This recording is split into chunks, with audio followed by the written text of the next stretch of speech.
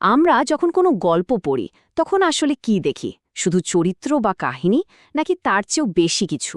একটা ধারণা আছে যা আমাদের এই গল্প পড়া এবং বোঝার দৃষ্টিভঙ্গিটাই কিন্তু পুরোপুরি বদলে দিয়েছে। আর সেটাই হলো নারীবাদী সাহিত্য তত্ত্ব। চলুন আজ এই শক্তিশালী লেন্সটার পেছনের ইতিহাস আর এর মূল বিষয়গুলো নিয়ে একটু আলোচনা করা যাক।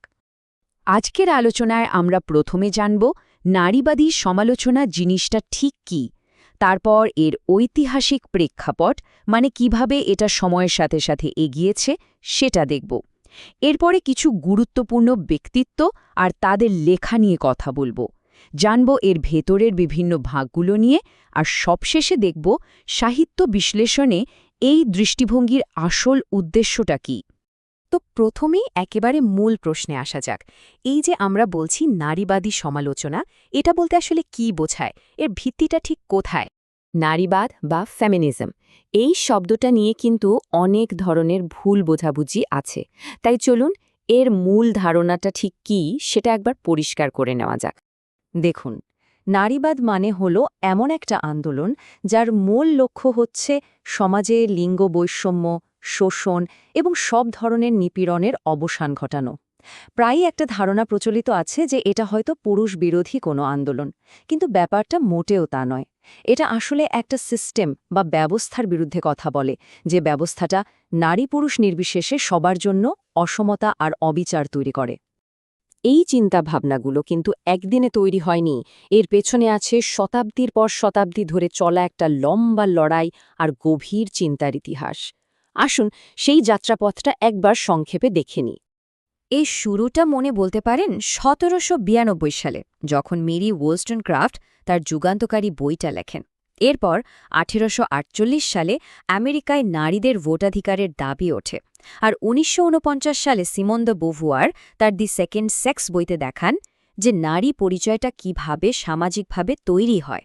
৬০-এর দশকে এসে তো এই আন্দোলন আরও বড় আকার নেয়, যা দ্বিতীয় ঢেউ বা সেকেন্ড ওয়েভ নামে পরিচিতি পায়।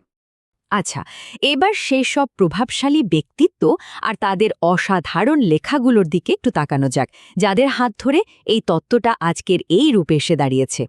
ভার্জিনিয়া উলফের a room of one's own বা Simone de Beauvoir the second sex, এগুলো কিন্তু শুধু সাধারণ বই ছিল না, এগুলো ছিল এক একটা বুদ্ধিবৃত্তিক বিপ্লবের মতো। এই লেখাগুলো সমাজের আর সাহিত্যে চলে আসা নিয়মকানুনকে সরাসরি চ্যালেঞ্জ করেছিল। সিমন দ্য বোভুয়ারের এই কথাটা নারীবাদী চিন্তার জগতে একটা নতুন দিগন্ত খুলে দেয়। তিনি বোঝাতে চেয়েছেন, নারীত্ব কোনো জন্মগত বা বায়োলজিক্যাল ব্যাপার না, বরং সমাজ আর সংস্কৃতি ধীরে ধীরে একজনকে নারী হিসেবে গড়ে তোলে। এখানেই কিন্তু বায়োলজিক্যাল সেক্স আর সোশ্যাল জেন্ডারের মধ্যেকার পার্থক্যটা খুব পরিষ্কার হয়ে ওঠে। এরপর এলেন বেটি ফ্রিডেন।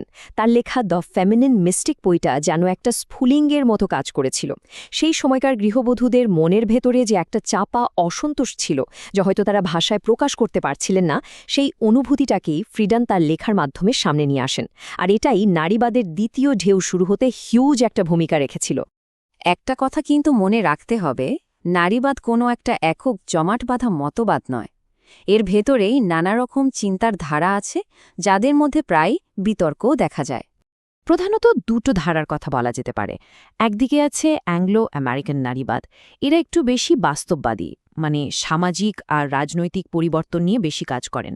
যেমন এরা প্রশ্ন করেন, সাহিত্যে নারী চরিত্রদের যেভাবে দেখানো হয় সেটা কি ঠিক? কেন একজন শক্তিশালী নারী চরিত্রকে প্রায় খলনায়িকা বানানো হয়? অন্যদিকে আছে ফরাসি নারীবাদ। এরা আরও গভীরে যান, একেবারে ভাষার ভেতরে। এরা দেখতে চান আমরা যে ভাষা ব্যবহার করি, যেমন ধরুন ম্যানকাইন্ড বা চেয়ারম্যান, এই শব্দগুলো কিভাবে আমাদের চিন্তাভাবনাকে অবচেতনভাবে পুরুষের দিকে ঠেলে দেয়। নারীবাদী সাহিত্য সমালোচনাকে ভালোভাবে বুঝতে হলে কিছু গুরুত্বপূর্ণ শব্দ বা কনসেপ্টের সাথে পরিচিত হওয়া দরকার। চলুন সেরকমই কয়েকটা ধারণা জেনে নেওয়া যাক। এর মধ্যে সবচেয়ে গুরুত্বপূর্ণ হল পিতৃতন্ত্র বা প্যাট্রিয়ার্কি। কেট মিলেট এই শব্দটিকে জনপ্রিয় করেন। এটা দিয়ে এমন একটা সামাজিক কাঠামোকে বোঝানো হয় যেখানে পরিবার থেকে শুরু করে রাষ্ট্র পর্যন্ত সব জায়গায় পুরুষরাই ক্ষমতার কেন্দ্রে থাকে। নারীবাদী সমালোচনা মূলত এই কাঠামোটাকেই প্রশ্ন করে। এরপর আসে গাইনো ক্রিটিসিজম। এই ধারণাটি নিয়ে আসেন অ্যালেন শল্টার। এর মূল উদ্দেশ্য হল পুরুষ লেখকদের সাহিত্য থেকে ফোকাস সরিয়ে শুধুমাত্র নারী লেখকদের লেখা, তাদের ভাষা এবং তাদের নিজস্ব একটা সাহিত্যিক ঐতিহ্যকে কেন্দ্র করে সমালোচনা করা। আর ফরাসি নারীবাদ থেকে এসেছে একৃতীয় ফেমিনিন বা নারীর লেখার ধারণা। এটা বেশ জটিল কিন্তু খুব ইন্টারেস্টিং একটা কনসেপ্ট। এর মূল কথা হলো পুরুষতান্ত্রিক ভাষার যে যুক্তি আর কাঠামো আছে তা থেকে বেরিয়ে এসে সম্পূর্ণ নতুন এক ধরনের লিখনরীতি আবিষ্কার করা, যা নারীর অভিজ্ঞতা আর চেতনাকে সঠিকভাবে প্রকাশ করতে পারবে। তো এত সব তত্ত্ব, এত সব ধারণার পর প্রশ্ন আসতেই পারে যে শেষ পর্যন্ত এর লক্ষ্যটা কি? সাহিত্যে এই সমালোচনার লেন্সটা ব্যবহার করে আসলে কী লাভ হয়? এর উদ্দেশ্য অনেকগুলো।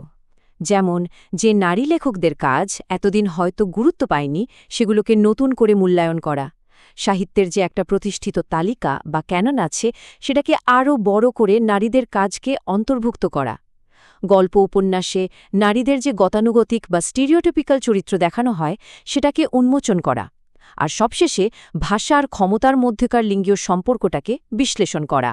তাহলে আলোচনার শেষে একটা প্রশ্ন রেখে যাই, যদি এটাই সত্যি হয় যে আমাদের ব্যবহার করা ভাষাই আমাদের চারপাশের বাস্তবতা তৈরি করে, তাহলে একবার ভাবুন তো, আমরা যদি অন্যরকম গল্প বলতে শুরু করি, নতুন দৃষ্টিভঙ্গি থেকে সব কিছু দেখতে শুরু করি, তাহলে আমাদের এই চেনা জগৎটা, আমাদের বাস্তবতা কতখানি বদলে যেতে পারে।